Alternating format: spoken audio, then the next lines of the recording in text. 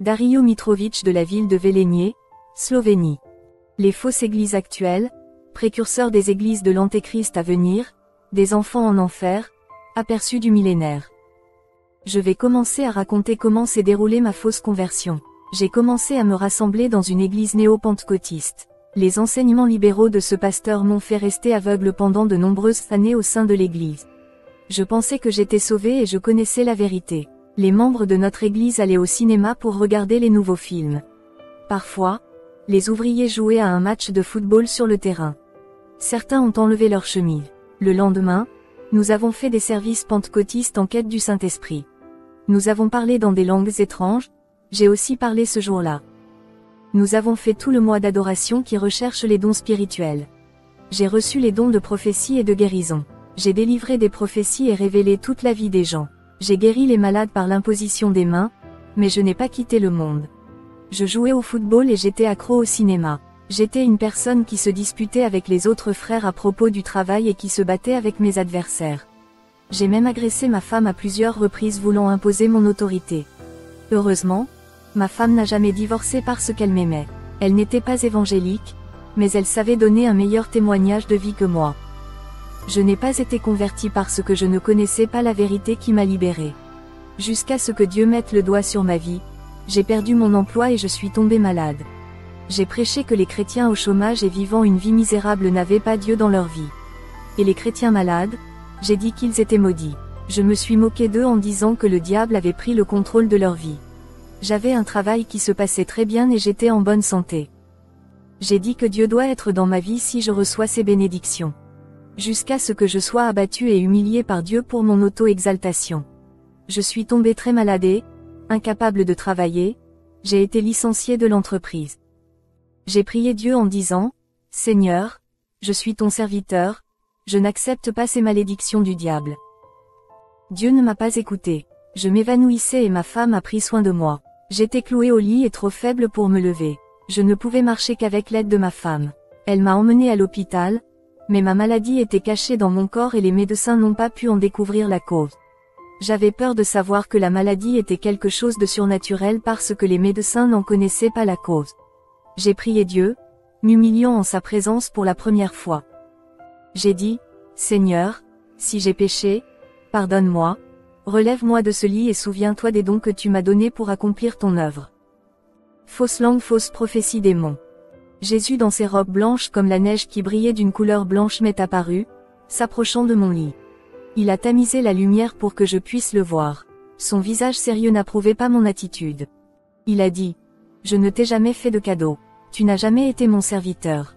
Tu n'as jamais fait ma volonté. » J'ai dit, « Seigneur, ne te souviens-tu pas que j'ai prié le Seigneur et reçu le don des langues, puis des prophéties et des guérisons ?» Jésus répondit, « Ce n'était pas moi. Un esprit trompeur possédait ta bouche pour parler en langue et t'utiliser pour délivrer des prophéties. Les guérisons que tu as faites étaient fournies par les démons, et les révélations que tu as reçues pour chaque vie sont de la divination.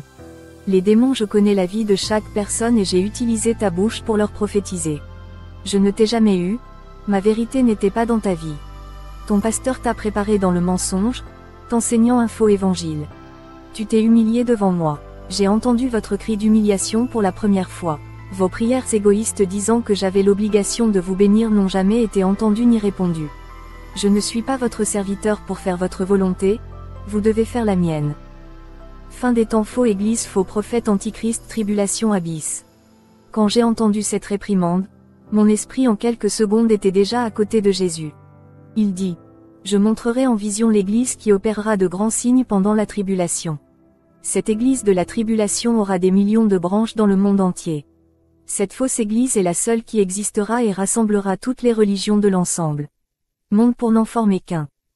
Le faux prophète est le chef de cette église et aura le pouvoir d'exécuter les lois de la mort, tuant les personnes qui ne suivent pas la bête.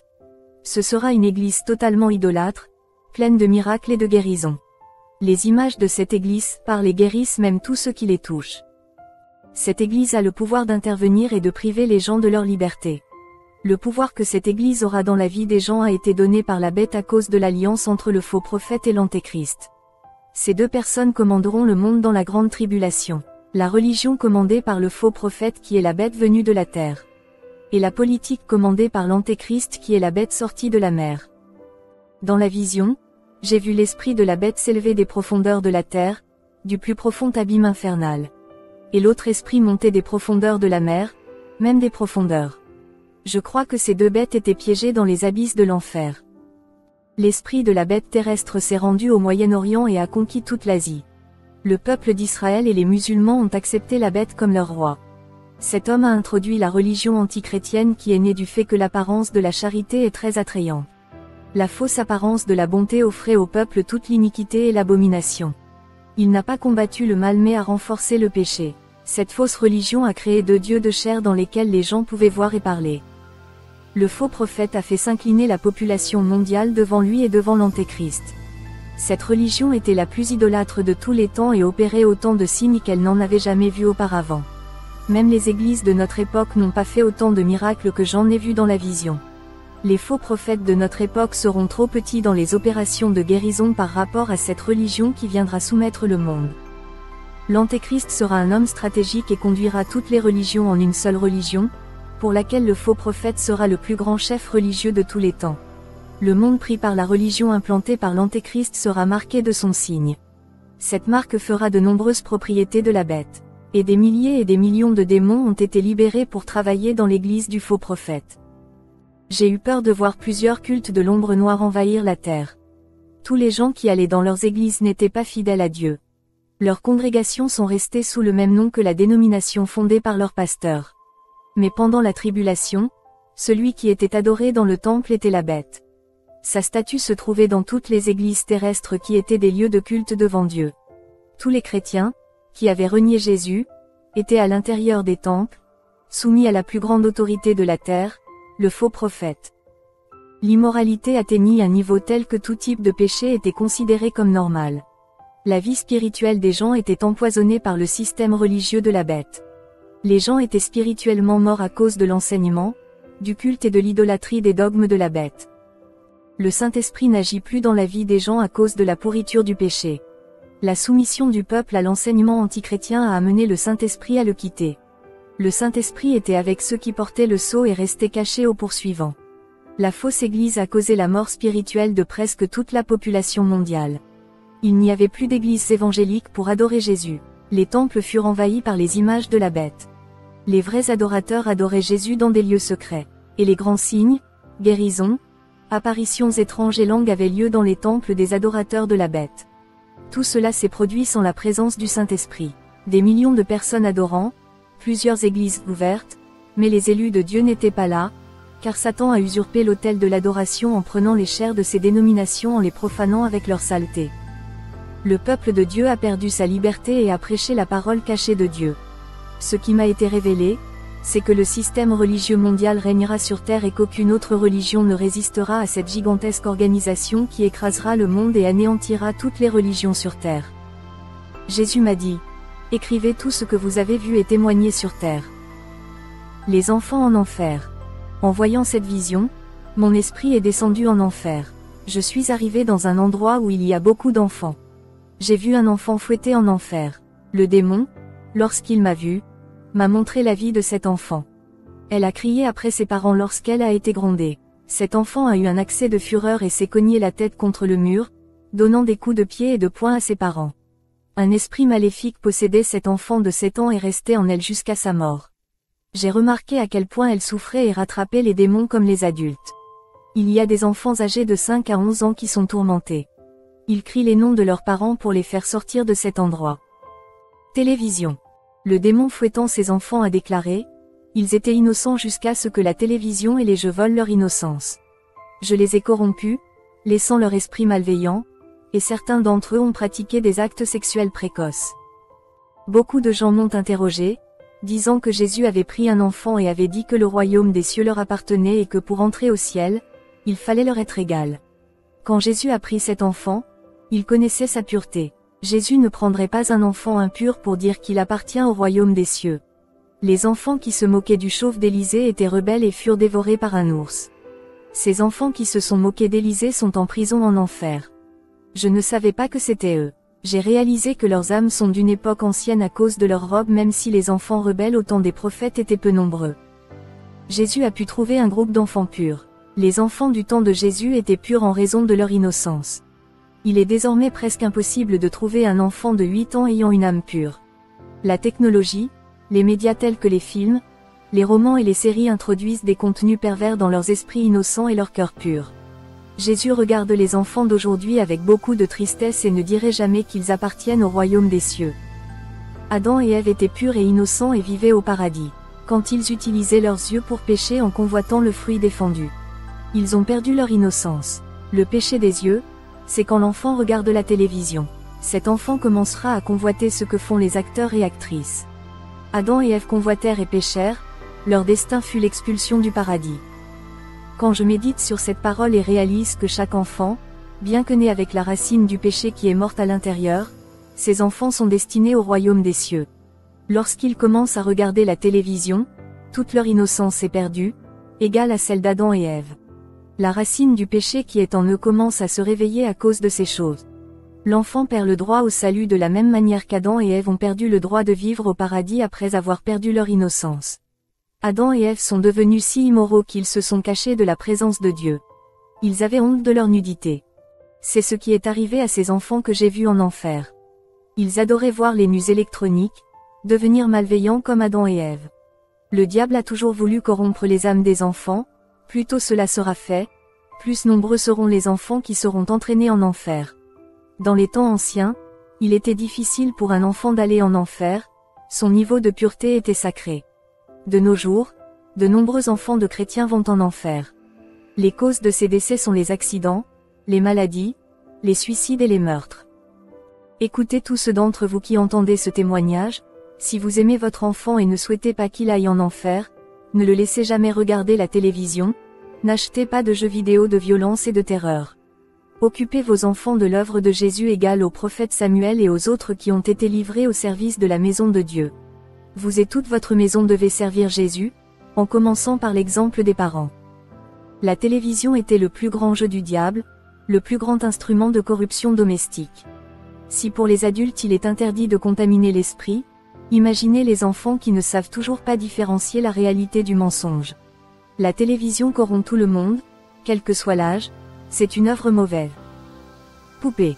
De plus, il y a des enfants en enfer à cause de jouets comme les poupées femmes et les poupées hommes.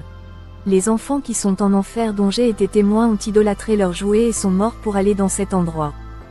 1 Corinthiens 6/9 dit que les idolâtres n'hériteront pas du royaume de Dieu, quel que soit leur âge. Le démon qui tourmentait les enfants disait, « Les jouets sont comme une statue d'un saint en plâtre, en argile ou en bois. Nous sommes cachés derrière toutes sortes d'images. Les jouets sont aussi des images enfantines. La télévision a aussi des images des acteurs et des actrices qui sont idolâtrés à travers leurs images, exposées dans les médias. » Quand le démon eut fini de parler, un verset me vint à l'esprit. Exode 20/4 n'adorera aucune sorte d'image. Les jouets sont des images créées pour servir le public des enfants. Les démons sont cachés à travers des poupées et des marionnettes en attendant qu'un enfant achète le jouet qui leur appartiendra. Lorsque les parents apportent ces poupées chez eux, ils apportent chez eux des images d'idolâtrie enfantine. J'ai vu une armée de démons de possession monter de l'enfer vers la terre. Ils ont infiltré tous les magasins de jouets du monde.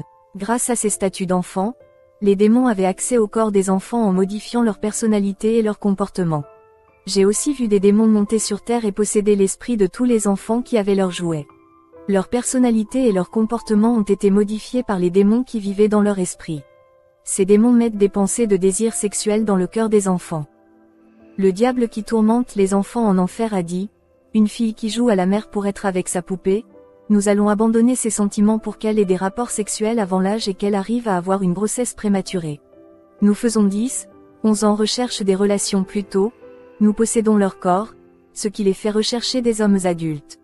Ce n'est pas entièrement la faute des pédophiles. Le démon a encore dit que l'esprit de sensualité, qui est dans les dessins animés et les films, possède les enfants qui regardent. Premièrement, nous corrompons leurs esprits et leurs cœurs afin que nous puissions avoir leur propre petit corps.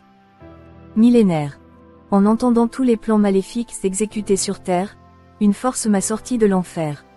J'ai rencontré Jésus, il m'a montré dans une vision comment sera le millénaire. La terre commença à être verte, les fleurs, les plantes et les arbres poussèrent dans des endroits secs et infertiles. Même dans le désert, L'herbe poussait et l'eau montait. La ville de Jérusalem ressemblait au jardin d'Éden avec ses belles fleurs et ses arbres fruitiers. Il y avait des variétés de fruits, l'eau propre n'était pas polluée. Le peuple d'Israël était heureux dans ce pays qui est le véritable producteur de lait et de miel. Tout le monde adorait Jésus lorsqu'il descendait rendre visite aux gens sur terre. Jésus a laissé ses représentants à Jérusalem, puis est monté au ciel. L'espérance de vie est passée de 200, 300, 500 et 800 ans. Les morts étaient naturelles, car l'ange de la mort n'a pas encore été jugé. Apocalypse 20h14, et la mort et l'enfer furent jetés dans les temps de feu. Ce sera lorsque la mort sera anéantie de la terre et que personne d'autre ne pourra mourir. Au cours du millénaire, il y aura des décès mais aussi de nouvelles naissances. La vie était abondante sur toute la planète, ceux qui mouraient montaient au ciel.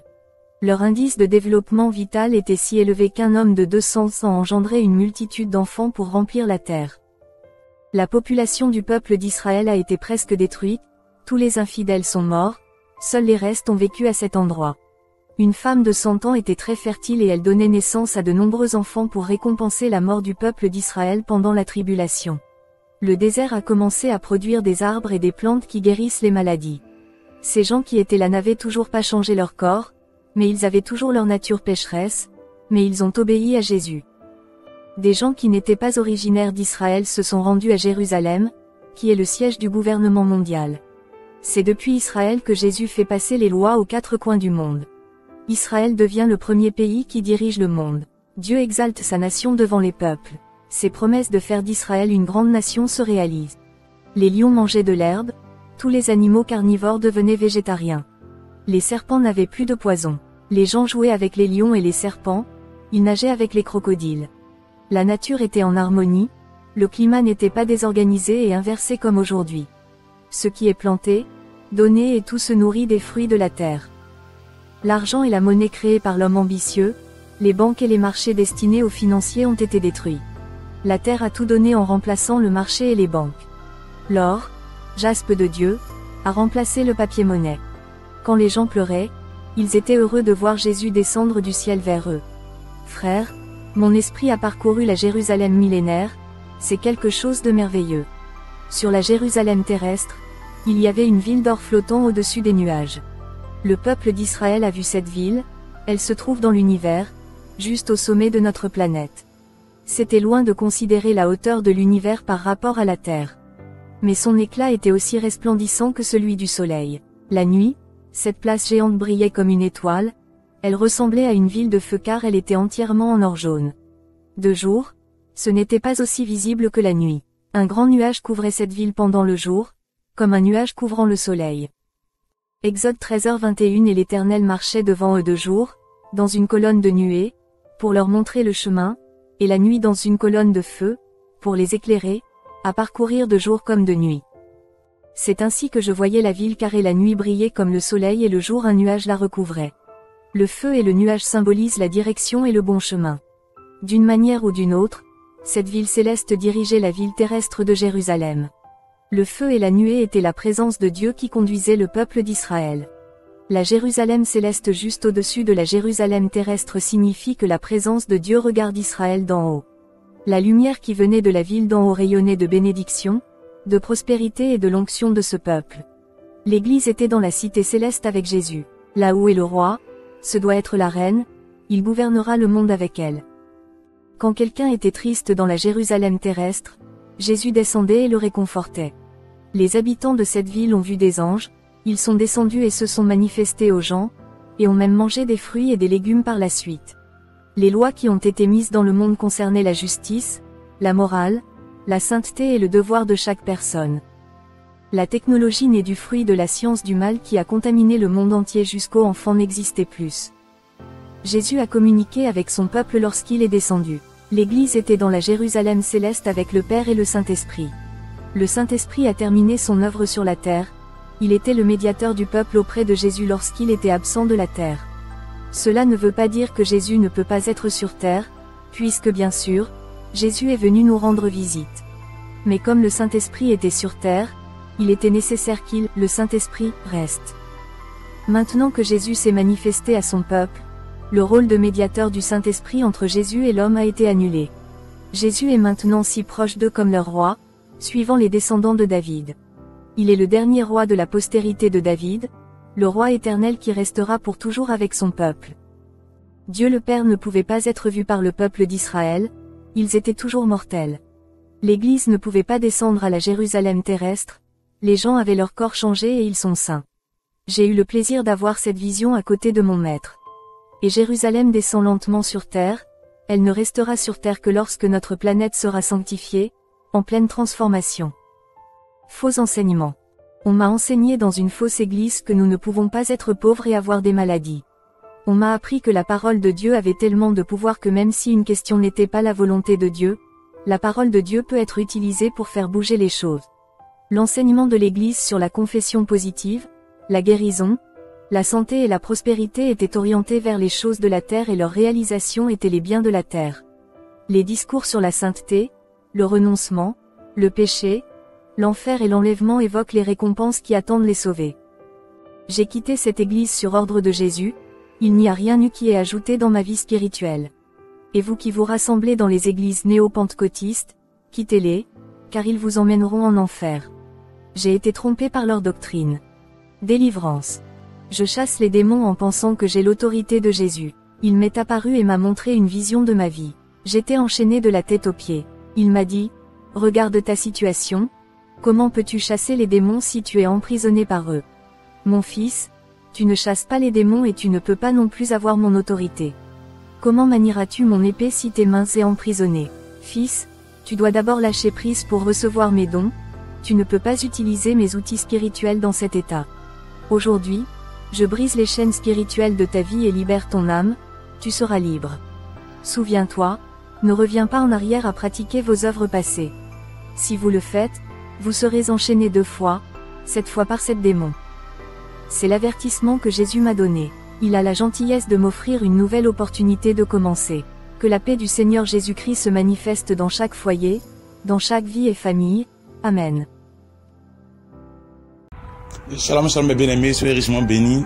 Que la grâce de Dieu soit avec vous. Je suis votre frère Israël de la chaîne Jésus Seul Médiateur TV. Maintenant, je vous informe à partir d'aujourd'hui que, à compter de maintenant, que nous allons changer le nom de la chaîne. Voilà, elle a passé de Jésus Seul Médiateur TV à Église Baptiste Ciel de Gloire. Donc quand vous allez voir Ciel de Gloire, ne soyez pas étonnés, c'est toujours votre frère Israël qui gère toujours la chaîne, qui gère toujours la même chaîne Jésus Seul Médiateur TV. Voilà, seulement que c'est le nom qui change. Le nom qui change, nous allons prendre maintenant le nom du ministère pour mettre sur la chaîne. Selon que le Seigneur nous a permis, nous l'a demandé, nous l'a mis à cœur. Voilà, donc soyez richement bénis. Vous allez voir à chaque fois Ciel de gloire, ciel de gloire, ciel de gloire, ciel de gloire, ciel de gloire, ciel de gloire. Parce que notre but, c'est de conduire les âmes au ciel. Notre but, c'est d'envoyer les âmes au ciel. Nous avons pour la vision d'envoyer les âmes au ciel. La vision de propager la gloire de Dieu par toutes sortes de miracles, des prodiges, des signes. Donc, ciel de gloire. Le ciel de gloire. Notre but, c'est qu'un jour, nous soyons au ciel de la gloire du grand Dieu. Donc, soyez richement bénis. Donc, Jésus, seul médiateur, laisse la place à l'église baptiste ciel de gloire. Donc, je suis très content. Donc, c'était ce petit message-là que j'ai voulu vous donner. Que Dieu vous bénisse abondamment, abondamment. Et shalom, shalom, shalom, shalom, shalom, shalom, shalom, shalom.